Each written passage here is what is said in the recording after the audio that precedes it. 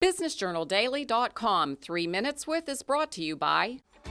Hey, if you want all the technology and products of a big bank, but with the personal attention of a true local bank, head to Farmers National Bank. Farmers. Bigger small banking. As we built out a strategic plan for everything that we do here, so we started off really focused on industrial development. But when you really start to peel back the onion and understand why companies locate in a community, there's so many other factors. One of the factors that we really focused on was housing. As you heard in the discussions earlier, our population is aging, and for us to continue to be a vibrant community, we need to open up the opportunity for new housing so that the younger families can move into the community. So what you have during a time when you've got an aged population is you for one, you want to keep them in your community, and most folks get to the point where I don't want to cut the grass and I don't want to take care of the big house, I'd like to downsize. And we don't have any opportunities for those folks to be able to downsize and stay in the community and stay near their families. So that was one of the reasons we started to really look at this.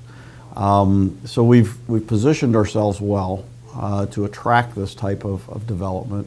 And the Sod Center does a lot of outreach, and Trek found us through that, and we were able to show them what they were looking for. The site is on Bentley Drive on the north side of town, northeast side of town.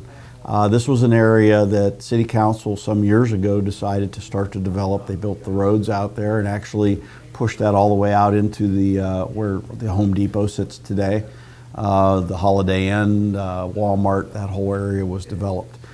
This is a 6.5 acre site that sits along Bentley Drive, fully wooded, that is ideal for this type of a project. It's actually zoned properly for multifamily use already, so the zoning is in place, the infrastructure is in place, so water, sewer, power is all right there. The key thing for a developer today, and I think you heard it again in our discussions, is having something what I qualify as shovel ready. The developer can come in and all the infrastructure, the key pieces that they need are already there.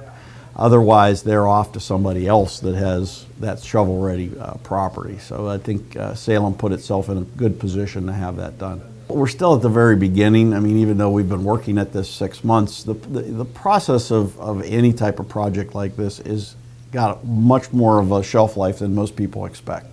There's, first of all, it's just getting connected with the site selector. And as you heard in our discussions earlier, the site selector was poking around Salem almost 2 months before he even contacted us. So we have no idea who may be looking. So that's why it's so important for a community to have itself ready and be attractive for those folks stopping through. Once you have that initial contact, then it's, okay, what are they looking for? Are we a match? So there was a lot of one-on-one discussions that I had with the site developer. Once I understood what they were looking for, then I was able to go into our portfolio of properties and say, okay, let's take you out and show you 2 or 3 options. And this particular option that I showed them seemed to fit what they were looking for. They will be applying in March of this year for the tax credits. We've done a lot of work run up to that.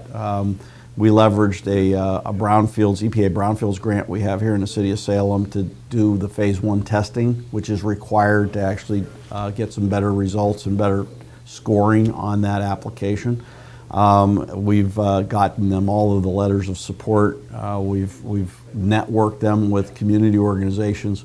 You heard Mr. Janaki talk about programs for folks that actually live in the community. So having the ability to deal with local doctors and hospitals is important. So we broker those meetings and help put those pieces together. The timeline of this is still fairly well out. They'll apply in March. They may know by fall of this year, and then once they've gotten that approval, then all the real heavy design work has to start. So the stormwater runoff, all their architectural drawings. That needs to go through the Department of Commerce at state for approval. Once that's done, then it's brought back to the city for zoning permits, and construction can start. And at this point, it looks like January 2019 at the earliest. But I think that's also, in case they have to apply a second time. As you heard, a lot of times you apply the first time and you may not make the cut. You'll apply the second time, so that I think is why they've set the date out that far. BusinessJournalDaily.com 3 Minutes With is brought to you by. Hey, if you want all the technology and products of a big bank, but with the personal attention of a true local bank, head to Farmers National Bank. Farmers, bigger small banking.